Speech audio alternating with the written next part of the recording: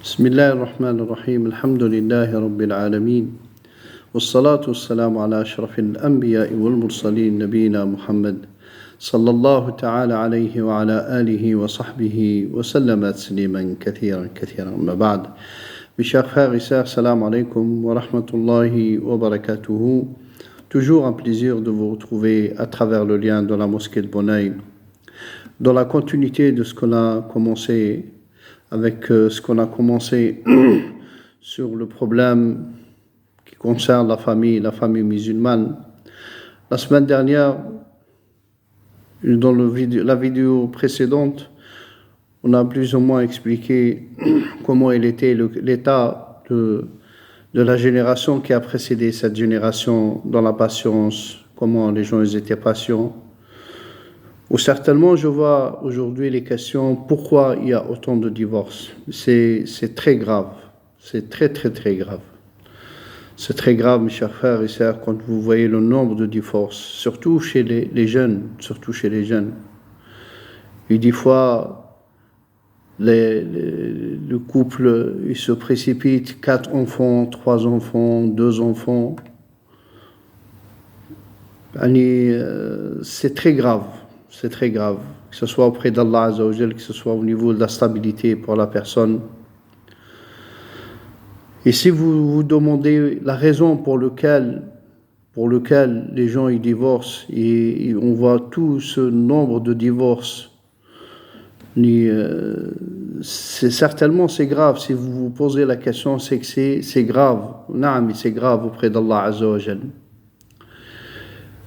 L'élément principal, comme on l'a cité la semaine dernière sur la vidéo précédente, c'est qu'on manque de patience.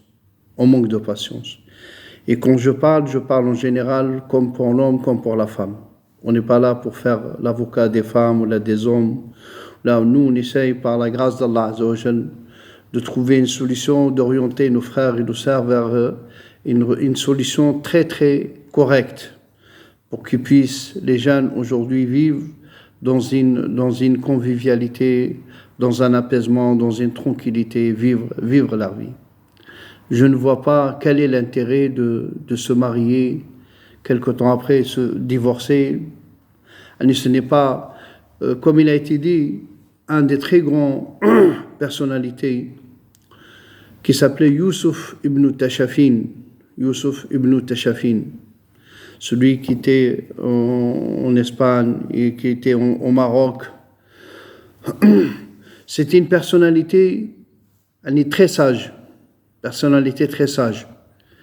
Il a dit à un de ses commandants, le commandant qui a voulu se marier avec d'autres et faire, je n'ai pas besoin de rentrer dans les détails, il lui a dit, ce que tu as chez ta femme, tu l'as chez l'autre femme.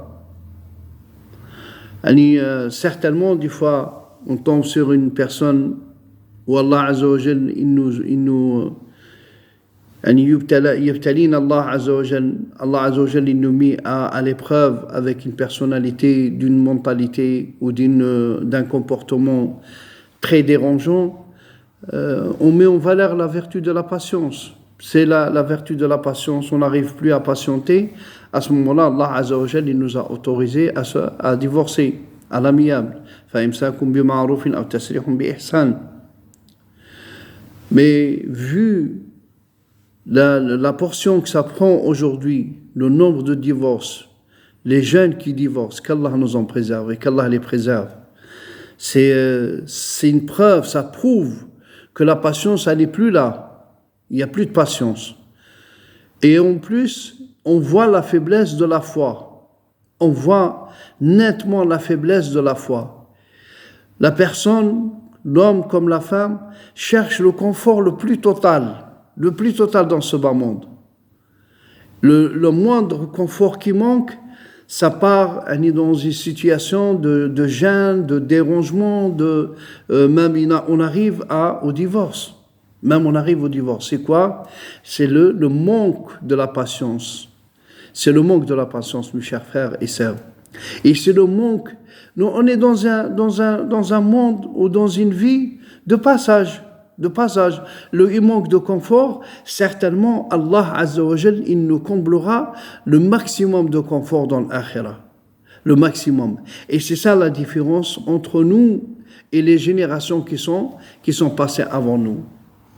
C'est qu'on dépanne. Il manque ce confort, on dépanne, c'est pas grave. Il manque ce confort, on dépanne, c'est pas grave.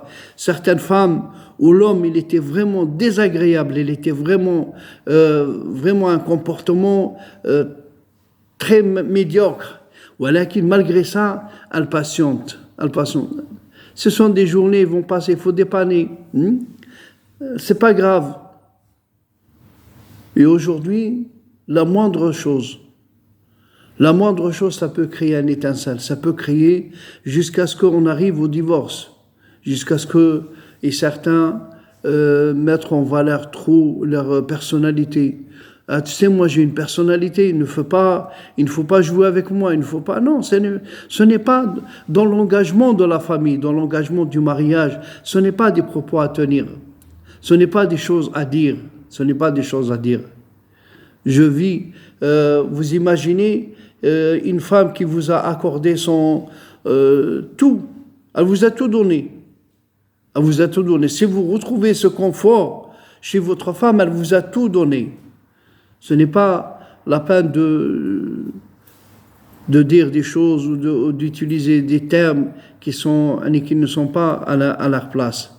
Certainement, mes chers frères et sœurs, ce qu'on constate et ce qui a été dit par nos mashayikh, les mashayikh de notre, les mashayikh qui s'occupent ou qui sont préoccupés par le problème de la umma, de la communauté. Je ne parle pas de certains, d'autres, je parle de nos mashayikh, de nos grands savants qui sont préoccupés de voir ce phénomène se propager dans la umma, dans la communauté. C'est incroyable. Quand on regarde juste il y a quelques années, 15 ans, 20 ans en arrière, on voit que l'autre génération est manquée de tout. Il manquait de science, il manquait de choses à la maison, il manquait de pas mal de confort. Mais malgré ça, il n'y avait pas ce divorce, il n'y avait pas ce phénomène qui se propageait dans la communauté, dans la Ummah. Et quand je parle spécifiquement ici en France, chez nous en France, et je vois et je constate ce qui se passe un peu partout dans tous les pays. Ça devient un phénomène très grave qu'Allah nous en préserve. C'est pour cela qu'on voit certains de nos mashayikh, certains de nos grands savants préoccupés par cette situation. Cette situation qui est une situation très gênante. De voir ce qui se passe dans les rangs de la communauté musulmane. C'est pour cela, mes chers frères et sœurs, ce sont, comme on l'a dit, à une période de dépannage. Vous avez 20 ans, demain 60 ans, 70 ans, maximum 80 ans, et après, assalamu alaikum, il était là, il est parti. Et après, c'est là où véritablement le confort il va commencer. C'est là, si on a su gérer, mes chers frères et sœurs, c'est là où le confort réellement il va commencer. Et le vrai confort, c'est pas le confort éphémère, les plaisirs éphémères. Non, c'est le véritable confort. Le véritable confort auprès d'Allah Azza wa Jal. Et vous le voyez comment le temps il passe vite. Hier on a commencé l'année, aujourd'hui on est dans une autre année. Regardez le temps qui passe à une vitesse incroyable. Donc il est temps, mes chers frères et sœurs, de revenir à la raison. Ne prononcez pas pour les hommes, que ça ne devient pas une mauvaise habitude dans la langue de certains, comme je vois le cas, il y a 2 jours, une dame à l'appel, mon mari, dans la colère, il a juré 3 fois, anti taliq. Pourquoi ? Ce n'est pas un jeu. Pour le fait de prononcer. Le musulman, le croyant, il doit peser. Avant de prononcer, avant de dire, il doit peser beaucoup, avant de la sortir de la bouche. Et elle sort quand il y a vraiment l'extrême, il y a vraiment une situation extrême.